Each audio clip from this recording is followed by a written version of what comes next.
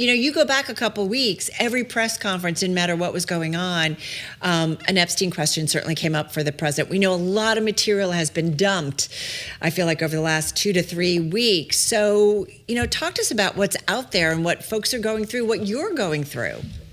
Sure. 2 to 3 weeks feels like 10 years ago at this point, though, doesn't it? There is a ton of Epstein material that still is supposed to be released. According to the Justice Department, over the holidays and the new year, they revealed that there were millions of pages of documents that were recently discovered. And the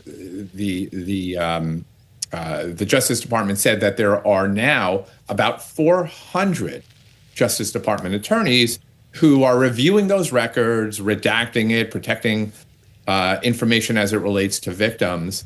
And the House members who, pushed through this legislation along with the Senate, they're obviously very angry. And so they've recently gone to a judge seeking a special master to kind of oversee the processing of this, because they're saying that the Justice Department is violating the law. These records, only a 1%, if I'm not mistaken, have been released.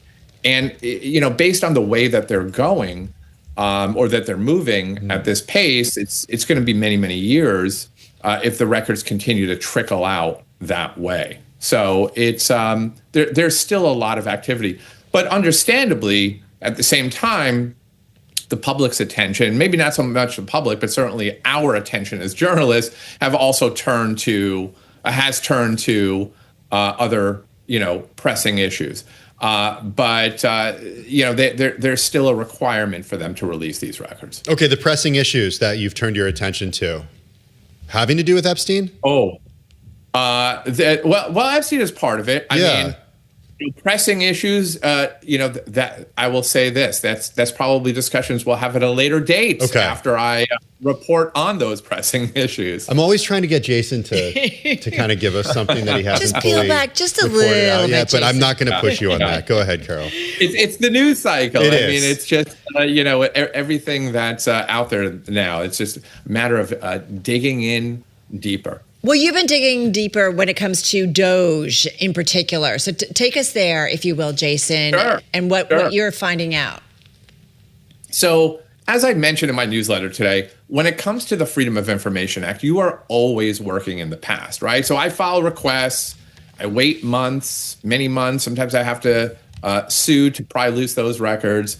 But I requested last year, as Doge was kind of, moving its way through various agencies and decimating those agencies, I wanted to find out who was working with Doge, who were these young technologists that were associated with Doge.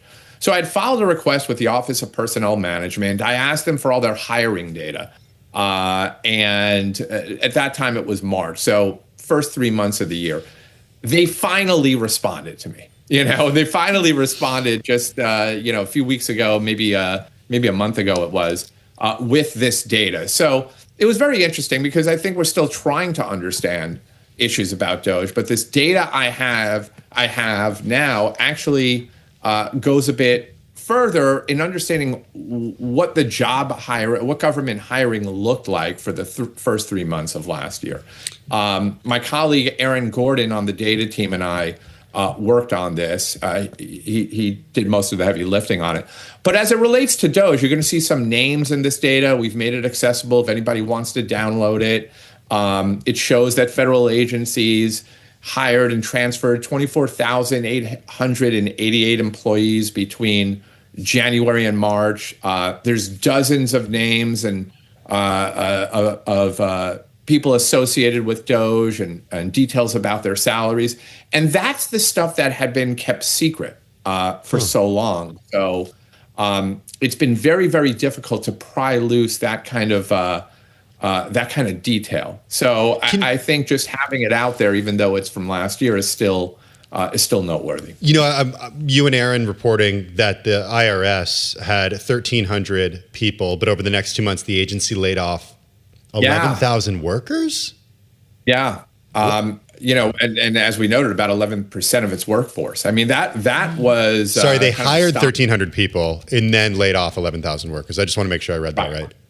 Right. That's right. Yeah. No, you read that correctly. Wow. And so it's kind of fascinating to see how everything was working, right? And that the first 3 months of Trump's presidency. And the important thing is that we're still kind of dealing at this point with the aftershocks, if you will, of those policy decisions.